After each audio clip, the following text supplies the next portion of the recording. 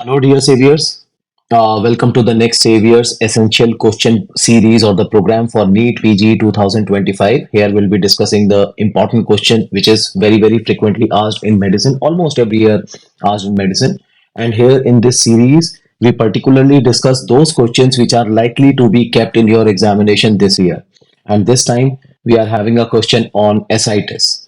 Basically, ascites related questions are asked where they give you a clinical picture and then they ask you what could be the reason for this ascites. Apart from the clinical features, they might give you the laboratory findings, but not the sophisticated investigations like MRI or the CT scan or the ultrasonographic findings. On the basis of laboratory investigations and the clinical features only, they are asking you about the likely reasons for this ascites. Among the common options which are provided are the reasons that causes portal hypertension. As you know, it could be caused because of cirrhosis, it could be caused because of right heart failure, it could be caused because of Budd-Chiari syndrome, and other differentials which are kept in the options are tuberculosis, the malignancy, or the nephrotic syndrome, or maybe the spontaneous bacterial peritonitis. So let's break it down, or let's decode the question how it is usually kept in the examinations. You see, if you look at the question first, like if you look at the language of the question first, so a 55-year-old male presents to the outpatient department with the complaints of progressive abdominal distension and yellowish discoloration of the eyes for the past 2 months, right? So basic clinical features they have mentioned.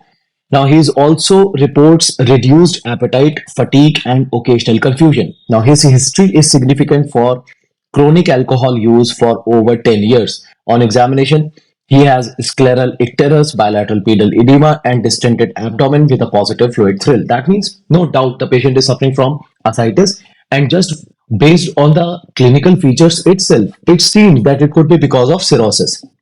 Because for heart failure there has to be elevated GVP, there has to be a history of dyspnea. For tuberculosis and the malignancy, there has to be a history of weight loss, there has to be a history of loss of appetite and other constitutional features, but none of them are presented over here, and no palpable organomegaly is noted. So this is how you get the idea that possibly they are asking about the cirrhosis, but it is not yet confirmed.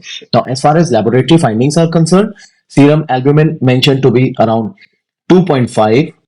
All right, serum bilirubin is elevated and prothrombin time is prolonged by 3 seconds. Now, it's okay. But most importantly, these are the ascitic fluid analysis which has been given, and it is a serum ascitic albumin gradient of 1.5 gram per deciliter. The fluid protein in the ascitic fluid is 1.8 gram per deciliter, and no malignant cells or evidence of infection. That means on cytology or the culture, they were found to be negative. So this is how the question is being framed, and then they ask you jump on to the conclusions, like what is the most likely cause for the ascites in this patient, and here they are giving you the four options. All right. Now you see, if you try to break this question out, or if you try to decode this question out, as you can see in this question that they have given you or provided you the clinical features and the laboratory markers without any sophisticated investigations as far as imagings are concerned. Now, what are the further considerations that you have to look upon the question? The first one, obviously, are the clinical features. And we have seen it that specifically they are marking towards the cirrhosis. But the next thing that you have to look for is the laboratory findings or the ascitic depth findings. You see, the most important component of this laboratory finding is the serum ascitic albumin gradient. It gives you an idea that whether this ascites is because of portal hypertensive causes or non-portal hypertensive causes. Why? As you know, that serum ascitic albumin gradient is nothing but the difference in between the serum albumin and the ascitic fluid albumin. It is the difference in between the two. So, if the serum ascitic fluid gradient, that is SAG, is more than 1.1, it means that the ascitic fluid albumin levels are low. And these ascitic fluid levels, when they are low, it is suggestive of transudative ascites, which could be because of cirrhosis, it could be because of the heart failure, and it could be because of Budd-Chiari syndrome. These are the more likely causes which are kept in your options. Apart from this, if the SAG value is less than 1.1, as it is being mentioned over here, if it is less than 1.1, it means that the ascitic fluid albumin levels are higher and it is suggestive of exudative causes. And among the exudative causes, we have got tuberculosis, the malignancy, the pancreatic ascites, or the nephrotic syndrome. So, just on the basis of identifying this SAG values, you will be coming to know that whether this portal hypertension, this ascites is because of portal hypertensive or non-portal hypertensive causes. Now, if you go back to the question, you see, if you go back to the question, then the question is already solved, because here the serum ascitic albumin gradient is 1.5. That means it is more than 1.1. It is more than 1.1.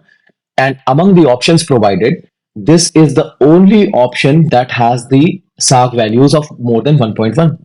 Rest of the options are having SARC values of less than 1.1. But if you further want to consolidate your answer, then you have to dig deeper into ascitic fluid analysis. The first one is the protein content, obviously. You see, if the SARC value is found to be more than 1.1, that means it could be cirrhosis, it could be the heart failure. So how to differentiate in between the two? It is on the basis of the protein content. You see, if the protein content is less than 2.5 gram per deciliter, it is seen in cirrhotic ascites because of low protein transudate.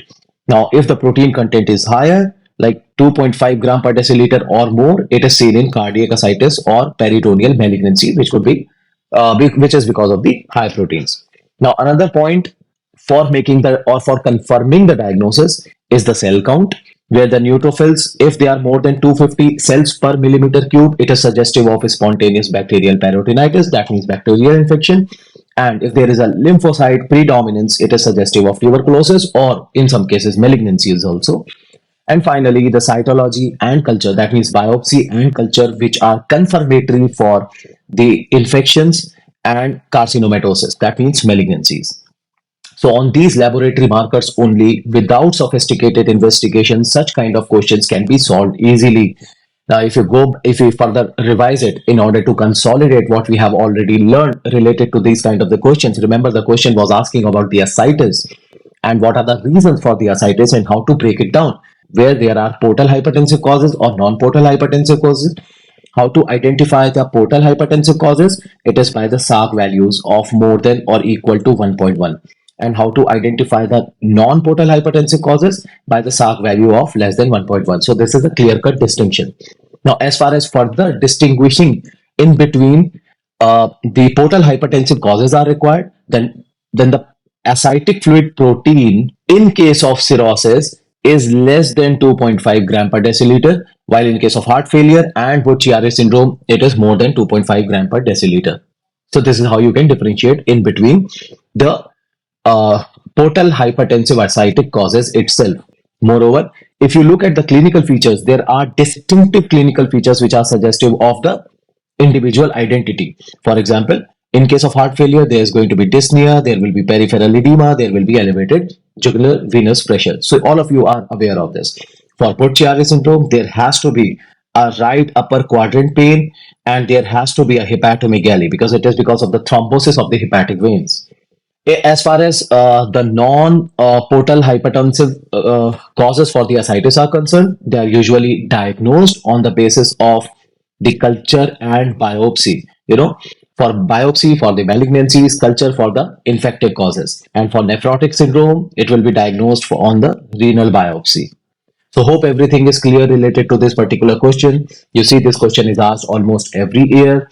And if you want to have such updates, if you want to know about the discussion of this question, all you have to come is to a Telegram group of Next Saviors so that you do not miss any of the update related to such content. Thank you so much.